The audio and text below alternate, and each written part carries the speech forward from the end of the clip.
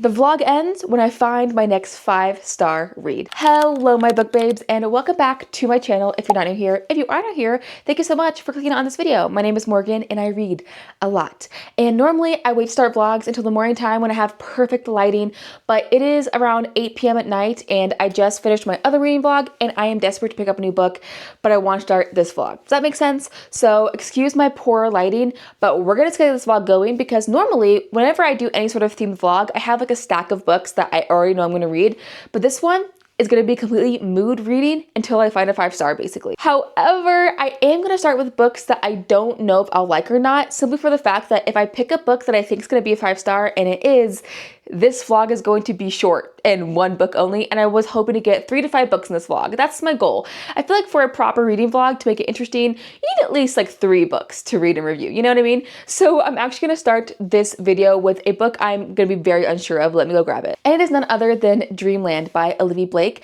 Now, I've only read one other book by her, and that was Girl Dinner, and I actually really enjoyed it. I feel like Olivia Blake is a very controversial author in the sense that a lot of people do not like her books, yet she's a very, very successful author. I have a bookish friend that absolutely adores her, and she read this and gave it 4 stars.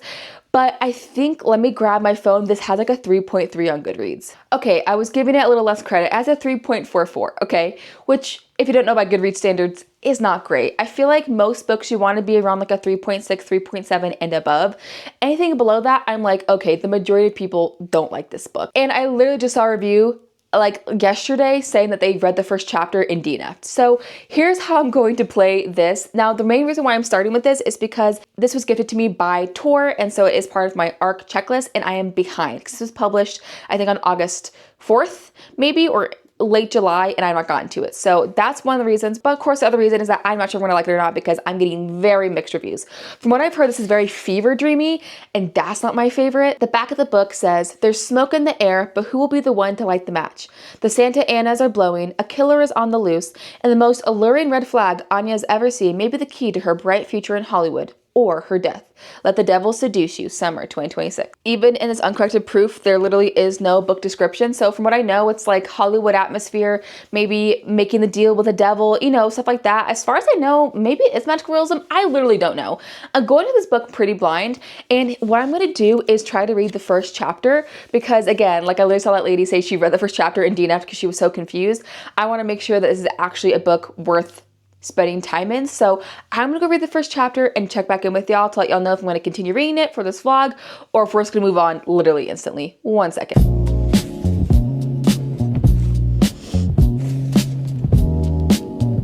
Hi, we're back. I mean, for you, I probably never left. It's literally been a second, but I read the first 2 chapters. Yeah, this isn't for me, babe. This is not for me. I mean, I don't feel as bad considering I think they asked to send me this. Like, I did not seek it out or email them personally to ask for ARCs, like I do sometimes, because after I saw the negative reviews and what this book was about, I decided like, oh, like I'm not gonna go out of my way to ask for it. But when they offered it to me, I was like, you know what, why not? I'll give it a shot. But just not for me. I don't do well with fever dreamies. I don't do well with stream of consciousness, with meandering. I know I was only 2 chapters in, sure, but I feel like in most books, I could still give you like a detailed account of like what was going on, what was this about. I really could not with this one. There's something about a guy going into a club. He has a backpack. He has like voices talking to him. I don't know. And quite frankly, I can already tell it would be brutal to try to finish this book. So 1, done and dusted, which I'm just glad I like picked it up and gave it the chance, but we're done with this one. I feel like the responsible thing to do would be to do a library copy, but my next upcoming one that's due is a nonfiction called Dad, Love, Me. It's a memoir, and it's from the author of the Silver Linings Playbook, and it's written as a form of a letter to his alien father, his one last shot at a loving, dying, abusive parent, and his most personal potent work to date. I'm just afraid that with sort of the weird slump I'm in terms of like DNFing books back to back, that this nonfiction won't hold my interest. The other one I have next up is Indie Darling. This is about a Dolly Parton loving sports car driving private investigator who helps women, sisters in search of lost siblings, wives determined to uncover affairs, etc. But then her latest client is the polarizing lead singer of an indie sensation known as the Garden Snakes, and she's hired to identify an assailant of threats that have turned violent against the singer. But then while in the middle of a performance, the singer is shot on stage, and as the city reels and conspiracy theories swirl, our private investigators pull into a dangerous web of secrets involving the singer's bandmates, her troubled past, and the high cost of stardom. That sounds really good. Okay, I think we're gonna go with Indie Darling. And it's a bit on the shorter side at just around 260 pages, so I think this will be the next book we will read in our attempt to find a 5-star. I feel like this got some buzz before it was out, but then since it's been out, I haven't heard much, so I'm very curious to see how I'll like it. I'm hoping, considering the intro was like Dolly Parton loving investigator, that the writing isn't too quirky or try hard for me, you know what I mean? But we will see. So this will be my next read for this vlog, Indie Darling. Let's see if we can find ourselves a 5-star on our second book.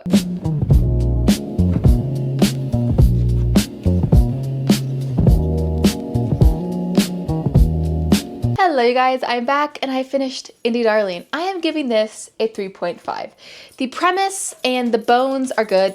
My dog, he is on steroids this evening. The premise and the bones of the story are good, but the execution just left a little bit to be desired and lacked finesse. Like I told you guys previously, we are following a PI named Kelly. Yes, Miss Kelly. And she is helping a pop star named Sarah try to find out who is stalking her and her band as they are getting more increasingly intense. And recently she had this thing happen to her where she got branded with a W that she thought might resemble the word whore. And the reason that is because Sarah and her group's whole thing is challenging certain anti-feminist tropes throughout history. It's just like a very pro-feminist, very anti-Christian sort of group, sort of spinning the whole Adam and Eve thing on its head, etc. So they have a lot of fans, but they also have a lot of people that hate them. And so they've been getting stalked for a while now. Sarah and tasked Kelly with helping them figure out who, and then all of a sudden, like a couple days later at a show, Sarah is shot in the chest. However, her body goes missing. They thought that she was in an ambulance to the hospital, but turns out someone stole an ambulance, ditched it, and then they don't know if Sarah's alive or not. And so the whole investigation is trying to figure out what happened to her. Did someone shoot her? Is she dead? Are they holding her hostage somewhere? Or did she maybe coordinate this attack herself to try to disappear? I liked the personality of our main PI character, Kelly, and her whole Dolly Parton thing ended up being more endearing than annoying, which is something I was worried about, but it actually wasn't in this book too much. She had a lot of tenacity, and I enjoyed being in her perspective. When it comes to our other main characters, the pop stars, particularly Sarah, I found them also interesting, but just less so than Kelly. And like other reviewers mentioned, I did have a hard time connecting to them personally, and so therefore I just didn't care about them as deeply. Now, unfortunately, one of the problems I have with this book is that both of these characters have the quality of being very philosophical and expunging superficial feminist takes and inserts constantly. And obviously, as a very staunch feminist myself, it's not that I disagree with what they're saying, but I just at times felt lectury and unnatural within the dialogue to just insert these random facts or opinions about how men treat women. It was just one of those things where there was just no subtlety, and really the feminist takes didn't say anything new or fresh anyway. I also felt that the police procedural aspect of this book was severely lacking in realism. You definitely have to take this book with a grain of salt and not think about anything too seriously. I mean, for example, our PI gets kidnapped and assaulted by one of the suspected suspects, and instead of forcing her to go to the hospital or like forcing her to go home, she's allowed to stay on site and wait in this suspect's mother's home and bake cookies in her house. It was just really weird. It was like, what is happening? How is this allowed to happen? It was odd. I do think the critique of fame and how social media has integrated itself into fan culture was interesting and compelling. And I could see the point of this novel from the author's perspective. I just don't think the pacing or the storyline really was entertaining or effective enough to make me really feel wowed. So a 3.5 it is. I feel like that's really fair. Unfortunately, no 5-star here, but you know, solid book. So our quest continues, and I've already picked our next book. It is Ravenous by Sarah Cooper. This is an arc that I am behind on, so that's a benefit, but the premise, let me just read it to you. It sounds diabolical, absurdly hilarious. It says, Bree is a hot elder millennial who is obsessed with the brands she is ambassading for. Her policy is yes, and her live streams are viral, but she's pregnant now and her body's changing. It's not that she's hungry, she's definitely not depressed. She just sometimes eats boxes of makeup before passing out. Daddy's bought a brand new home for Bree and baby, complete with a Green Guard Gold certified, twice imported velvet infant chase. But is he cheating on her with a hotter, younger coworker? Bree has to get this baby out before it ruins her. She has to create more and better content for the other momfluencers. She has to unbox something new. Baby approves of her 7-step marketing plan. Welcome to #LiveBirth. Bree's increasingly unhinged life reflects her generation's anxieties around psychological manipulation through social media platforms. This declares itself as a biting satire of consumerism, performative femininity, and social media. That sounds incredible. I have not read a good piece of satire in a long time, and this is only only just about 230 pages. I'm hoping that the millennialness doesn't border on cringe, but more so the satire is written effectively enough that it becomes more absurdist and comical. All I know is just that premise. I'm in it. I'm hoping for something really funky and weird. And yeah, I just cannot wait to get going on this. So this will be the next read, and I will check in when I have anything to say about Ravenous.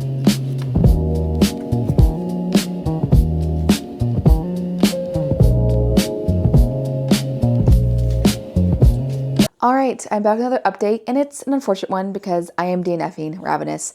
I really hoped because it's on the shorter side that I could push through, but okay, here's the problem with this book, and I was kind of afraid it might be this. Personally, when it comes to my satire that I enjoy, I like books that let the satire breathe. I don't really love books that are 100% full satire the entire time. I do feel like when a book is written well with finesse when it comes to satire, you're able to mix in satirical elements, but also more real and grounded elements for the satire to stand out against. So the reader kind of takes lessons and is amused by the satire when it occurs, but is not inundated with it constantly because that can get really exhausting, and that's kind of how this book is. You are going pedal to the metal, full satire, full 1000% jokey, making fun of, mocking 100% of the time this book, and it just got a little bit tiresome. It got a little bit old. I mean, the entire dialogue of this book is, oh my god, I'm obsessed. My double matcha coconut, Dubai brownie thing, and obviously it's mocking that. It's mocking consumerism. It's mocking influencerism.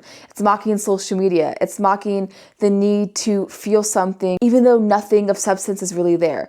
I get what it's trying to do. It's just not interesting when you're doing it at such intensity the entire time, in my opinion. For me, just the way that she's doing it is ineffective, in my opinion. So I was just really not having a good time, and I want to move on to my next option. So far, this vlog is kind of failing. We've had, I think, 2 DNFs and 1 3.5 star rating. Not great. So I am pulling out the big guns. I'm pulling out a book I've been wanting to read for so long. It has such rave reviews, and I feel like now's the time because I'm really in a romantasy mood, and romantasy is a genre that I give 5 stars the most frequent to. So I think it's finally time to read The Poisoned Daughter by Sheila Masterson. This is a romantasy standalone. It is getting a lot of hype right now, and I have like 2 special editions of this book coming in the mail through different book subscription boxes, so I figure I might as well read it now so I know whether or not to keep or sell those books. It is standalone, but it is just about 650 pages long. She's a bit of a thick one, maybe a bit ambitious for this reading vlog, but it is just about damn time that I get to this. The description says, every person Harlow Caronwell kisses dies immediately, and that's the way she likes it. The poison-lipped youngest daughter of Luna Mead's magical founding family has used her power to annihilate their opposition. Her first husband is in the ground, her new betrothed is next. But the merry widow has a secret. When she's not acting as an assassin at her parents' whims, she moonlights as a vigilante for abused women in their walled-off city.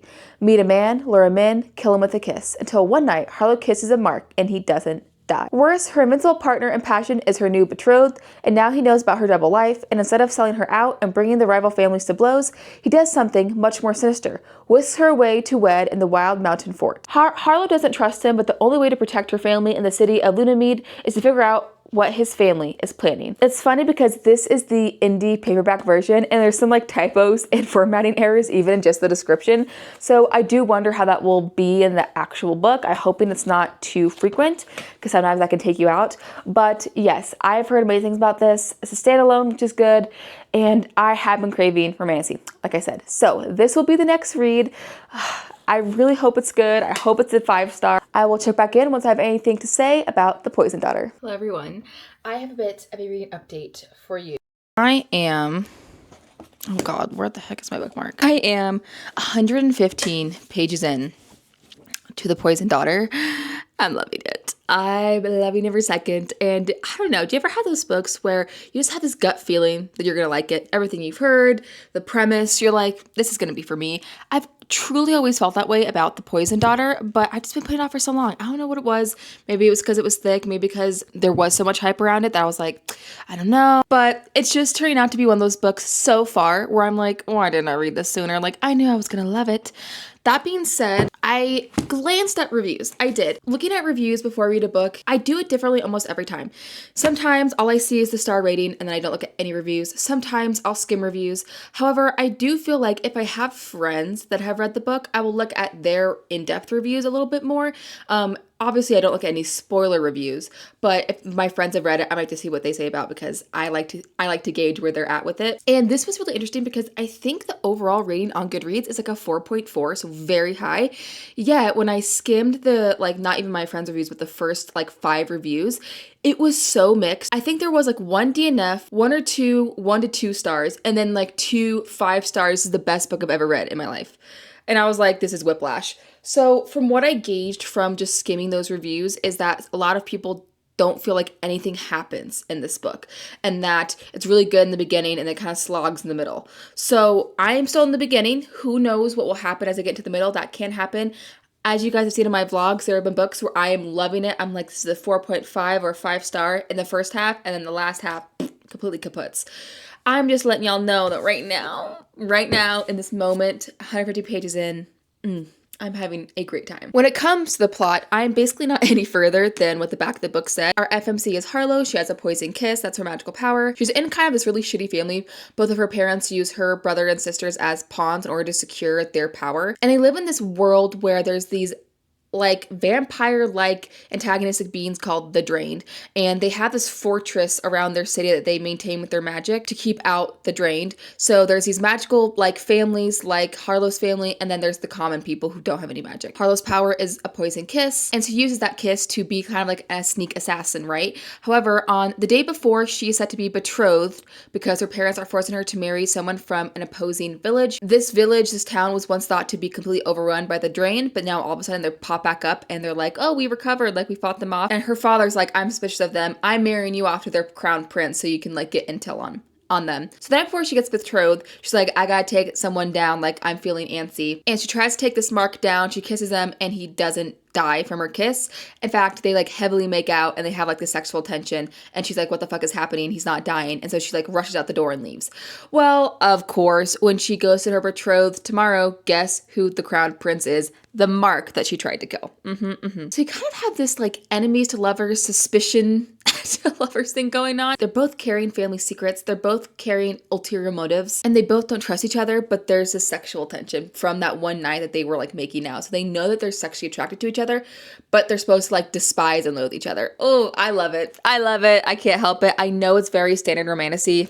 I can't help it. It's just so good. So right now we're at a point where both of the families from each side of the marriage were staying at Harlow's family home to kind of get to know one another, and there was just attack by the commoner rebels because they're kind of trying to raise up and say that the people with powers are treating them unfairly. There was an attack on Harlow's home, and now the MMC Henry, the guy that wouldn't die, his family is like, we're leaving tomorrow for, you know, our home. Like, we gotta get out of here. So we will see how Harlow handles being transferred to this like place where it's called, oh, I don't even remember what it's called. It's called like Hollowed something.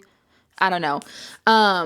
But yeah, it was like this fort that was at one point fell to the Drained and now has been rebuilt. But like Harlow's family and their city know nothing about them. So I'm curious to see how it will go if she gets transferred to their city. There's also a theme of like sisterhood in this book because Harlow has a sister she's really close to, and her sister is being physically abused by her terrible husband. And so there's definitely some moments about like sisterhood, about helping her sister escape her abusive marriage. I really, really hope it does not happen in this book where like her sister's husband like beats her sister to death or something. Ooh, I'll be so pissed if that happens. But yeah, so there's interesting themes around that as well. And the writing's good quality too. I don't know if it's like the best writing, it's not the most profound, but it's not terrible writing either, which is honestly a lot to ask for in romantasy sometimes. So that is my update. I'm loving it. It is 650 pages. So my prediction is that I will get a very large chunk done tonight and then probably finish it tomorrow. Well, I was about to say then I can wrap up this vlog, but if I were to rate it right now, it'd be 5 star. Who knows? I'm really hoping it doesn't let me down because otherwise I might have made a mistake in starting this vlog because I'm getting exhausted. And I have like other arcs I need to read, but like I am almost positive these arcs won't be 5 stars because I just have that feeling. And so I don't know what I'm gonna do if it's not 5 star. I don't know. We're just banking on this working out though. We will see, and I will check back in when I have anything else to say. Hey there. Funny seeing you here. I finished The Poison Daughter. You guys, I am truly devastated to say this was not a 5 star. It wasn't really close. It was a 3.5, and I'm still kind of pondering on my rating. I could go lower, but I think a 3.5 is where I'm settling. I feel very defeated, you guys. I meant it when I said that this vlog is going to end when I have a 5 star. Like, I could lie and just like pretend that I like a book to end this vlog, This vlog will continue. It could be 10 books, it could be 15 books until I get a freaking 5-star. I'm just realizing now that I took the thumbnail for this video with a certain amount of books, and that this video will probably be a lot more books than even when I put my thumbnail, so my thumbnail won't be accurate. Alas.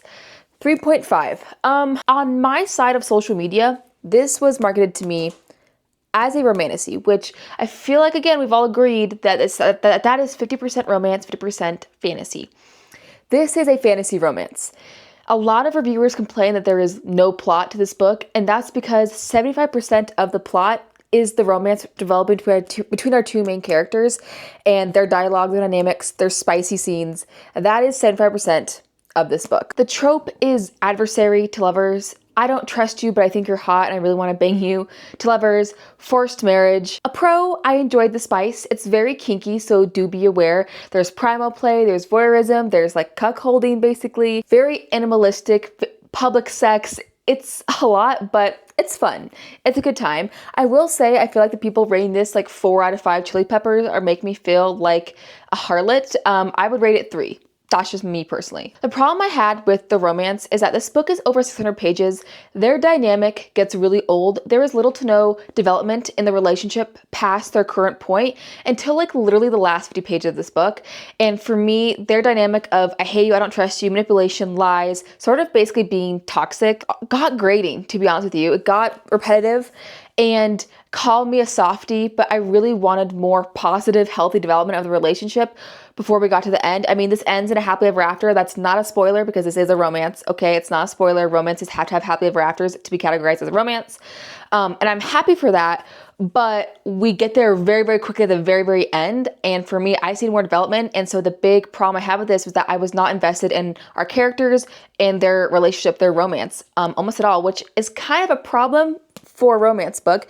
And normally in any sort of romantasy-like books, I get really invested in our main characters and the romances. Like, y'all know that song Legendary Lovers by Katy Perry that's like going on TikTok right now with all the like memes and the edits. I love to feel legendary lovers about my main characters in a fantasy romance or romantasy, what have you. I think of the Desaad Heir, I think of Fourth Wing, I think of Daggermouth, okay? The two main characters in this book do not give me that feeling. Normally, again, I'm like, oh, I could do like 5 other books with these characters. I could follow them anywhere. Not here, because I'm just not invested. The other problem I had, and maybe these are just my expectations, but there was so much potential for the fantasy elements and subplots in this book that were never fleshed out because there was never room for them to breathe because the romance taking up so much plot. There's a monster subplot that both of their warren cities are dealing with these monsters called the Drain, and they find out that they're developing and they're becoming smarter and they're capturing, kidnapping women to breed with them to create a smarter human, a monster to attack these humans, right? We get told this. Our FMC even comes face to face with one that talks to her, which we're not supposed to be able to talk.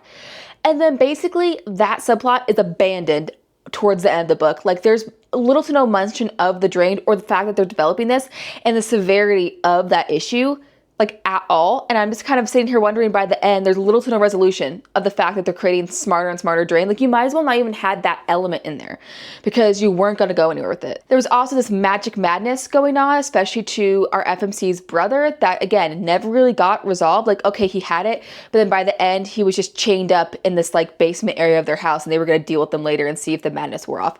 But like, that concept could have been so cool and actually interesting. That character could have done so much more. But it just like wasn't allowed in this book, the way that it was written, the way it was set up. So a lot of potential, a lot of cool elements. And I will say I was obsessed, really into it the first 200 pages. It was great, but it just is way too long, in my opinion. A lot could be cut out. Or at the very least, if there wasn't stuff cut out, things could have been replaced. You know what? I'm fully aware this is probably me and my bias, but I truly do feel like this would have been way better with the fantasy elements, having more time equal to the romance. You know, that just might be my preference, but there were really cool things shown and told to us that were just never really explored upon, which is disappointing. And overall, I just left feeling meh, which is so sad, mostly because I had such high hopes. So yeah, that's The Poisoned Daughter. Unfortunately, just wasn't for me. That shouldn't sway you. This is a 4.4 on Goodreads, so people clearly adore it. But the negative reviews had very similar opinions as me, so I think it's just one of those things where if you go in knowing it's a fantasy romance, knowing it's going to focus majority on the romance and very little on actual plot, you might have a better experience if you have those expectations. But unfortunately for me, the way it was marketed on my side, I didn't go in with those expectations, and therefore my own expectations were not met. Unfortunate. Let's keep it going. I know I said I might start a series, but I've decided against it. Feels like too much right now. Here's the thing. I really need to catch up on my arcs, and arcs oftentimes are not 5 stars. I can't tell you the rhyme or reason why there's a pattern that they're not 5 stars. They just aren't, but we ball. I gotta do what I gotta do. So my next read is going to be Unprecedented Times by Malavika Kannan. This is an Indian author, I believe, and it's about a character that arrives at her first year at Stanford. She's a burnt out youth climate activist who used to want to save the world, but now she just wants to have gay sex. And she plans to do this and falls in love with her situationship, but then the COVID pandemic happens. This very much captures the beauty, humor, pain, and straight up chaos that exists in relationships between best friends and lovers, mothers and daughters. And it says that it's like the power of self-narrative for Gen Z American women. So I'm really curious about this. I will say, it already made me laugh out loud with just the quote, so I'm really hoping that's a good sign. I don't know if you can see, it quotes Kamala Harris. And the you just fell out of a coconut tree. That made me laugh. That really did. I'm assuming it's going to be very meta. It's going to be very of the times. I'm just hoping it's done and it's written in a way where it feels satirical, it feels relevant, it feels relatable, and not cringy, you know? So that will be the next book. If that one isn't a 5 star, I don't know where we'll go from there. I will say I could cheat. I need to do my reread of The Night and the Moth before the next book comes out September 1st. And I know this is going to be a 5 star. So if I feel like ever ending the vlog, technically, I'll just whip out this baby. That's how I think the rest of the vlog's going to go. If I feel like I want to read another arc or another book after this and try to find my 5 star that way, we can. But if not, we'll be reading Miss Night and the Moth, and that will be our 5 star. I got this really cool indie special edition, and it has all this artwork in it that I've never seen before. So I knew that I was going to do my reread before the second book came out. It was going to be this edition, and I am very excited. I will check in when I have anything to say about Unprecedented Times. Okay, so I have an update. I finished Unprecedented Times. I have not written out my thoughtful review on Fable Goodreads yet, so it's going to be a bit on the fly. But let me adjust you. I believe I'm going to be rating this 4 or 4.25. I'll put whatever I've actually rated after I thought about it on the screen here. This was very good. As I mentioned, I was really hoping the writing was going to be solid and sort of satirical when it comes to that Gen Z language and that Gen Z experience. And it was more so. The writing was very good. A lot of this book was very relatable. It's funny because the character, technically to myself, is not relatable outside of her birth year. She's of Indian American ascent, she's queer, and she went to Stanford, you know, like obviously much smarter than me. So there's technically not a lot I should be relating to when it comes to direct sociological groups. Yeah, I really felt like the author was still speaking to me as a Gen Z person, as a woman, as someone who, even though I'm not queer, I was figuring out my relationships in college. So I don't feel like this book is written to be exclusionary of anyone's experience, but rather appeal to a wide mass of individuals that consider themselves to be Gen Z and have lived through the pandemic during college and figuring out what it means to be themselves during this messy, unprecedented time in our history. I will say the last third dragged a little bit. I think the first 2/3 is its strongest. You are following this character, Rishi, who's going to Stanford. She's Indian American, like I said. She's kind of just coming out from her parents' thumb. She has a very complicated relationship with her mother. Her mother is slightly mentally ill, refuses to take accountability, and yet there's that love there. There's that safety there that Rishi cannot untie herself from her mother. And it follows her experience going through college, finding a friend group, growing a strong codependent bond with one of her closest friends to the point where it's always bordering on that edge of romantic feelings or just a strong sisterhood. And then COVID hits and her friends have to figure out what that means for the rest of their lives, their future. And then they all decide to take this gap year where they work on this like commune farm and things start to fracture. Our main character is interesting because I found myself relating to her a lot, liking certain aspects, but she's also unlikable in a lot of different ways. I see myself in this main character, I see current friends, I see ex-friends. There's good and bad about her, and I really find her to be quite complex. Yeah, it was really good, it was really interesting. Like I said, I think the pacing and the meaning of the book kind of just slowed to a pace that I didn't really enjoy that kind of last third. However, I really feel like this is quite underrated. I think this only has like 200 something ratings on Goodreads. And I think for someone who enjoys literary fiction,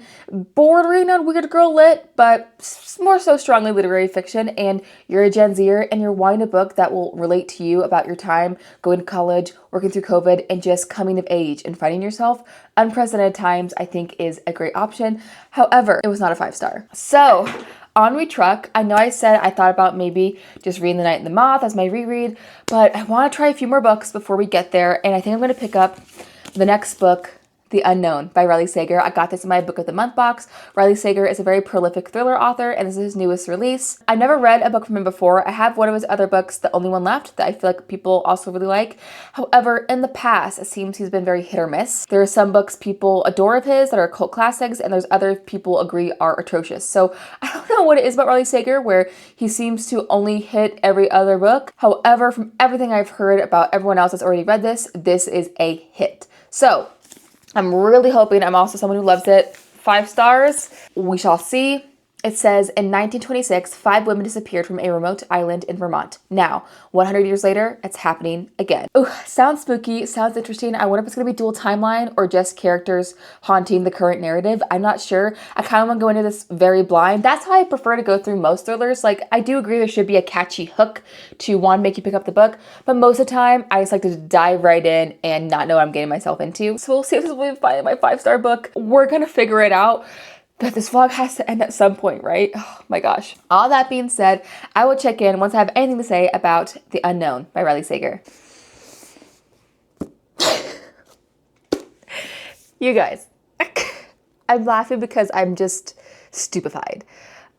Finished The Unknown, not a 5-star. This is a 3-star at best. I'm still debating, but I think I've settled on a 3-star. What was this? Like, I really thought this was like my greatest chance at a 5-star after The Poisoned Daughter. What an epic fail this vlog has been. I've just heard rave reviews about Riley Sager's new book, and I know he's had hit or miss. A lot of people, I have heard some critiques about him that he doesn't portray women or women's stories well, but I still give people a shot, you know? Let me see for myself. And this book was so underwhelming. This book is all about this island in the middle of a lake in Vermont called New Avalon. And in the 1929, there was a group of 5 women who were on this island. They all had like these paranormal gifts of some sort, and they all went missing without a trace, including like the headmaster of the island, Mrs. Semple. Now in modern day, there's a movie being made about this island and the women that disappeared on it, and the actors are doing some version of like method acting, and they're staying on this island for a week, dressing as these women that disappeared, acting like them in order to try to get a better nuanced like experience so they can play these women correctly. Okay, so that's kind of what it's about, and it's dual timeline. So you have a diary from one of the women in 1929 named Daisy that you're learning about what happened on this island with these women from her diary entries, and then you have modern day where we're following a woman named, oh God, I always forget my characters, Marin, named Marin, okay? Probably the biggest issue I had with this book is that I felt it was so boring, really lacked any tension, because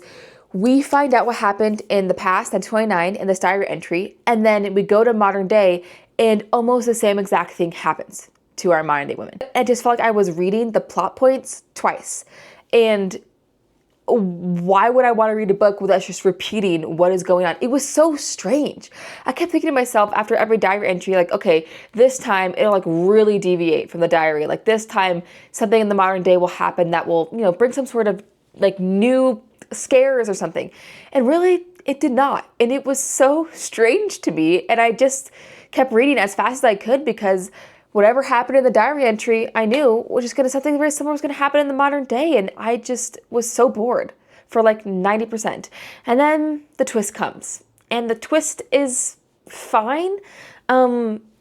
Just okay. Again, I don't know if it was overtly offensive, but is it kind of weird, and could I see people, especially women, being offended by it and the way it depicts women? Honestly, yeah. So he's really not beating those allegations. He's really not. There were 1 or 2 moments that I found to be like genuinely creepy, you know, spine tingling. The writing just really lacked that finesse to make me feel much of anything. And that's why I'm like, oh, this is 3 stars, but Is it? Maybe it's like 2.5 or 2. I don't know. I just don't get the hype of this book. I feel like I read a different book than everyone else. I have Riley Sager's the only one left on my bookshelf. I will give him one more try. But if he lets me down with that book as well, I just don't think he's the author for me, because this just felt like kind of a waste of time, not gonna lie. And definitely nowhere near a 5 star. So with all that being said, you guys, I just feel like it is time to end this vlog. We are not accomplishing what we set out to do.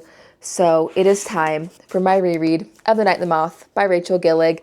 And I'm just gonna go off and read this and not talk about it in the vlog really, because I know it's gonna be a 5 star. Like, there's no use in me reading it and telling y'all, oh, if it's a 5 star, it's gonna be a 5 star, okay.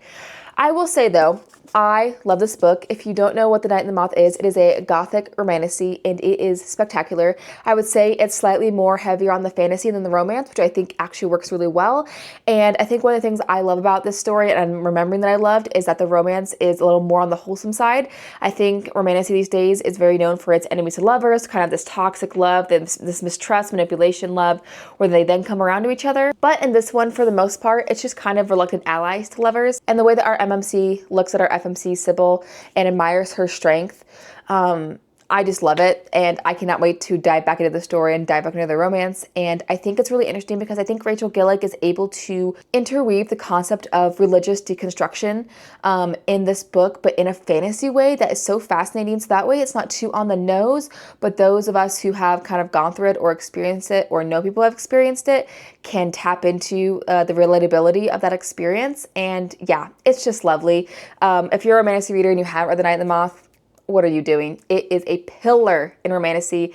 It is fantastic. And like I said, the next book's coming out December 1st, so I need to reread this anyways, and that will be my 5 star. And that's why this vlog is ending. I have learned my lesson. Trust me, when/if I attempt this sort of the vlog ends when I buy a 5 star challenge again, I will pick books I think will be 5 stars from the jump. Clearly my picker is not that accurate and I need lots of chances before I get a 5 star. So yes, I do apologize that this vlog was kind of all over the place. You know, I'm a little all over the place. What can I say?